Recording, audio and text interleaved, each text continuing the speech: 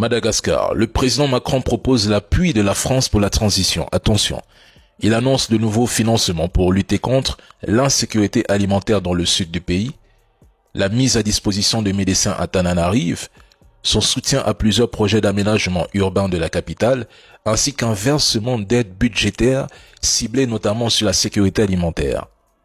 Il s'engage à soutenir financièrement Madagascar. Il demande aussi aux nouvelles autorités d'intégrer la génération Z dans ces initiatives. Mais le président Macron insiste sur le rôle des manifestants Gen Z qui ont renversé Rajolina parce que c'est une manière pour lui de se présenter comme un allié progressiste. En appelant à une plus grande inclusion de la société civile, il cherche à légitimer le nouveau régime tout en orientant la transition politique dans un format démocratique à la française.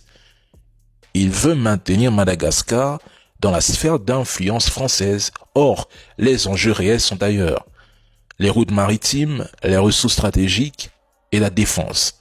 L'aide française n'est jamais gratuite. Au cœur des calculs de Paris se trouve quelque part l'océan Indien. La France possède le deuxième domaine maritime mondial avec 10,9 millions de kilomètres carrés de zones économiques exclusives dont 97% bordent ses autres mers.